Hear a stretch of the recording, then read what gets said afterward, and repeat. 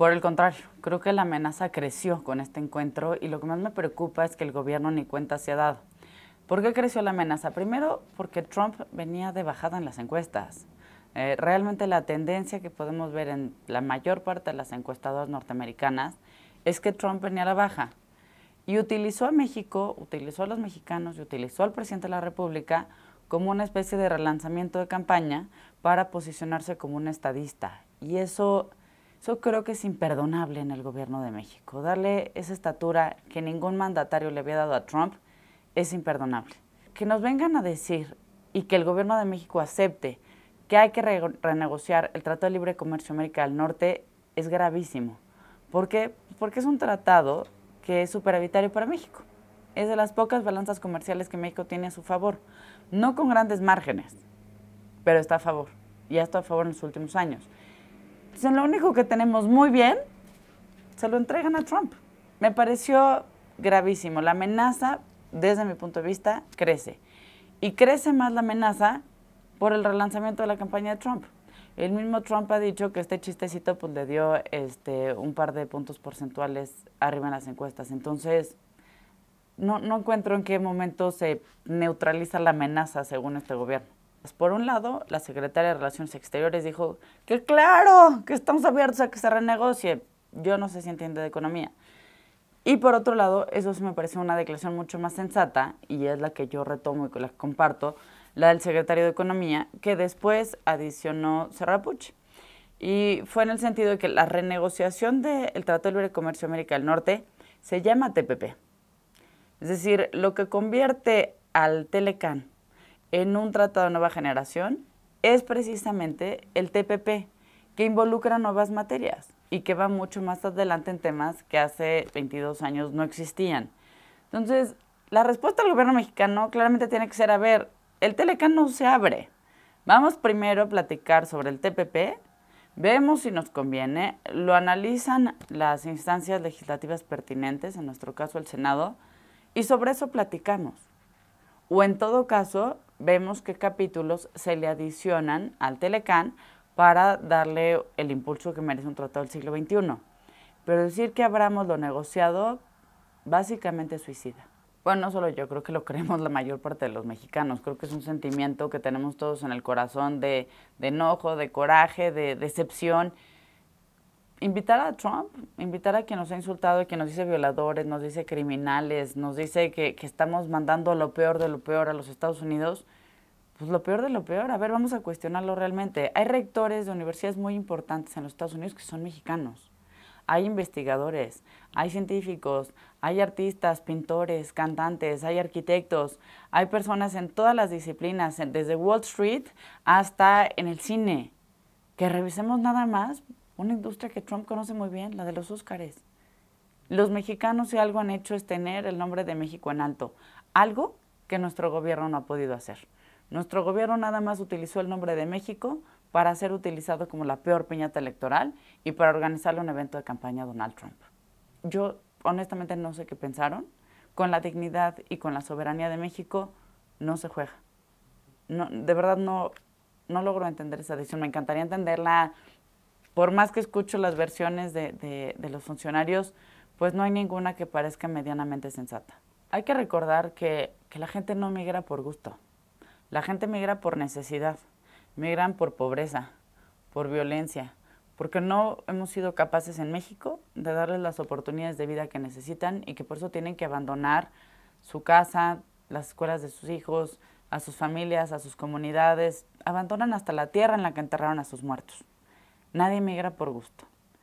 Y partiendo de esa premisa, no solamente hablar de 5.6 millones de mexicanos indocumentados, es hablar de 35 millones de mexicanos y de descendientes de mexicanos que viven en los Estados Unidos y que han estado expuestos a grave violencia por discursos de odio como los de Trump y los de Arpaio y los de muchos, pero que hoy ese discurso está encabezado en una campaña presidencial. Y eso es muy grave, es tener a uno de los voceros más visibles hoy en los Estados Unidos hablando de que los mexicanos somos violadores y somos delincuentes. Ponerle el espacio de Los Pinos a un vocero de esa calaña, que es un tirano, que es un ser cero democrático, que el mismo presidente Peña equiparó con Hitler y con Mussolini. No invitas a alguien a tu casa para que te diga que no te soporte, que va a poner la barda más alta. Y lo que también me parece muy delicado es que como fue una reunión privada, no sabemos realmente lo que se platicó. Entonces, cuando Trump va a Arizona y dice que ya habló de que la construcción del muro es algo positivo para México y que ese fue el acuerdo con el presidente, ¿cómo se le puede desmentir? Por Twitter no basta. O sea, si hubiera tenido una reunión pública donde se le dijera a Trump, aquí no se va a hablar de muros, aquí no se va a hablar, ¿en qué cabeza cabe que Trump pueda decir que México le manda armas y que México no lo haya callado en el momento? México no es un país productor de armas. Las armas que hay en México, el 80% de las armas decomisadas son armas de origen estadounidense. ¿Cómo puede ser que no se le contestara eso a Trump?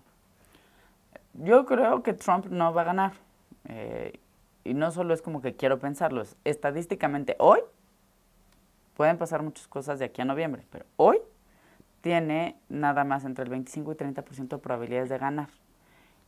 Y hasta hace unos días pues nadie lo tomaba ni siquiera en serio. Ahora pues el gobierno de México es el único que sí lo toma en serio. Diciendo esto, creo que el grave error y la consecuencia más negativa del evento de esta semana de haber invitado y recibido a Trump es qué va a pasar cuando gane Hillary. Ahora, si ganara Trump, pues todo depende si México quiere negociar de rodillas o quiere negociar como pares. México es un país que no tiene por qué arrodillarse. Somos la 15ª economía del mundo. Si nosotros o nuestro gobierno no lo entendemos, estamos fritos. Tenemos que entenderlo y entender que en un tratado donde firmamos como pares, se negocia de pares.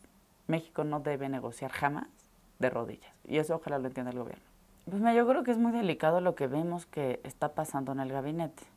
Una secretaria de Relaciones Exteriores que aparentemente se está deslindando de todo este gran escándalo y de este gran insulto a nuestro país. O sea, fue un autogol que nunca lo habíamos visto. Pero pues una secretaria de Relaciones Exteriores que según ella no fue tomada en cuenta para tomar estas decisiones, y entonces, ¿que el presidente no puede poner a alguien de secretario de Relaciones Exteriores o de secretaria de Relaciones Exteriores en quien realmente confíe para pedirle su opinión? ¿O es que sí participó y no le gustó el resultado? ¿Qué está pasando en ese gabinete que lo que vemos es un resultado tristísimo para el país? Si vemos las notas en la BBC, en El País, en The Guardian, en todos, fuimos el hazmerreír del mundo. Enrique Peña Nieto, nuestro presidente, ha sido el único mandatario que le tendió la mano a Donald Trump. La podemos respaldar hasta con estadísticas. Mira, si revisamos los nombramientos, más del 30%, más de la tercera parte de todos los nombramientos de embajadores y cónsules, es a priistas. Hay 3 expresidentes del PRI como embajadores o como jefes de misión de México en el extranjero. Si revisamos, bueno, hasta el último paquete de nombramientos era un insulto. En el primer paquete de 22, me estoy refiriendo al último periodo de sesiones, los primeros 22 nombramientos que mandaron, en total acabaron mandando alrededor de 35, 36, si no mal recuerdo. Bueno, de esos 22, la gran mayoría, 12, eran nombramientos políticos. 3 de ellos venían de Zagarpa. O sea, ahora resulta que Zagarpa es la escuela de diplomacia de nuestro país. O un anuncio que tanto han hecho en este gobierno, hablando de equidad de género, de ese total de 35 o 36 nombramientos que enviaron al periodo de sesiones pasado, si no mal recuerdo, solo habían 6 mujeres. Esa es la equidad de género que dice este gobierno. Y no solo en el caso de Moreira, me parece que se puede ver también en las personas que acompañan al presidente a las giras, se puede ver en la temática de las giras, en las distintas sedes que se utilizan para algunos encuentros. Y bueno, el caso de Moreira es verdaderamente escandaloso. Lo que ha pasado cubriendo a Moreira es algo que también indigna y que quedó completamente impune a pesar de muchísimos debates que tuvimos en el Senado. Pues mira, son utilizados muchos de estos consulados de carrera, que además el de carrera queda cuestionadísimo, estos consulados de carrera, como no pasan por la aprobación del Senado, han sido utilizados como amiguismos a diestra y siniestra. Y este ha sido precisamente el sexenio, me parece el único después del de Echeverría, en el que no hemos firmado un solo tratado en materia de derechos humanos. Este gobierno, por un lado, vienen y hablan y nos cotorrean con que va muy bien y que traen avances en derechos humanos, y pues, hay que recordar todas las diferencias con el grupo de expertos independientes que tenía a su cargo la investigación de Ayotzinapa. Pues fue un portazo en la cara cuando dijeron que querían hablar con las autoridades militares. Pues mira, el escándalo más grande que hemos encontrado ha sido el de la licitación para la emisión de pasaportes. Ese escándalo tiene ya poco más de un año. Hoy sigue sin regularizarse el servicio, aunque diga la Secretaría otra cosa, la realidad es que no. Pero claramente hay pues una imposibilidad de justificar cómo una licitación se la entregas a quien tiene el tercer lugar, que no tiene ni media experiencia en la expedición de pasaportes, que ha sido un completo desorden y que de hecho la Secretaría tuvo que contratar hasta otras empresas para subsanar esos errores. Hoy sigue cuestionando esa licitación, hay juicios al respecto y la gran respuesta de la Secretaría de Relaciones Exteriores fue reservar esa información. Yo he dicho ya en estos días, yo creo que ya la Secretaría de Relaciones Exteriores no tiene nada que hacer ahí. Claramente no es una interlocutora para los Estados Unidos, claramente tampoco lo es en su propio gabinete. Es muy difícil entender qué sigue haciendo ahí. Claro que esto va a afectar la popularidad, la imagen del presidente, sin duda. Se invitó al personaje más impopular en el mundo y para los mexicanos. O sea, sí fue una cosa escandalosa, sin duda. Yo creo que incidieron varias cosas. El PRI normalmente tenía como una estructura estatal sólida, tenía gobernadores fuertes. Hay que recordar que cuando gana el PAN en el año 2000, el PRI básicamente se recarga en sus gobernadores y fortalece muchísimo la CONAGO. Y así es como manejaron mucho las elecciones durante pues, bastantes años. Y eso explica en gran parte los desfalcos que también existen en los estados. Ahora, si no traes un PRI serio en los estados, traes gobernadores que básicamente deberían estar muchos de ellos tras las rejas. Bueno, y por supuesto devolviendo las fortunas que se robaron. Y además traes una evaluación presidencial muy baja, el PRI tiende a desaparecer. Yo creo que la explicación no tiene mayor sofisticación. Bueno, primero yo creo que la oposición, incluyendo a Morena, requieren tener una plataforma opositora conjunta, sobre todo en el caso del Estado de México. ¿Por qué? Pues porque es lo que el PRI va a defender con todas las uñas. Y creo que México necesita que los estados tengan alternancia, así como en muchos ha empezado a suceder. Que la gente sepa que su voto cuenta, que pueda florecer una sociedad civil, que puedan crecer las redes sociales, que pueda haber mayor tejido social, más medios locales. Yo creo que el presidente empezó con una agenda muy agresiva, tenía muy claro lo que quería de las reformas. Si bien no me encanta la mesa del Pacto por México y creo que fue un muy mal sustituto del Congreso, al final dio el resultado que esperaban desde el principio. O sea, el Pacto por México cumplió los objetivos que se autohabían definido. Creo que el problema fue que nunca se pusieron a pensar en el gobierno en qué pasaba después de que se votaran las reformas. Y se les acabó el discurso. Se quedaron sin narrativa, como bien dice, sin nuevas propuestas, pero además la implementación les ganó la coyuntura. Por ejemplo, la energética, que es un tema súper importante, les ganó una coyuntura de precios del petróleo en el piso. La de telecomunicaciones creo que ahí va. La educativa me parece que se les empezó a enlodar en la implementación. Creo que de hecho no deberíamos estar hablando de cómo implementarla, sino que el discurso debe haber sido inmediatamente una segunda reforma educativa, que es un poco lo que están tratando de hacer ahora con el modelo educativo.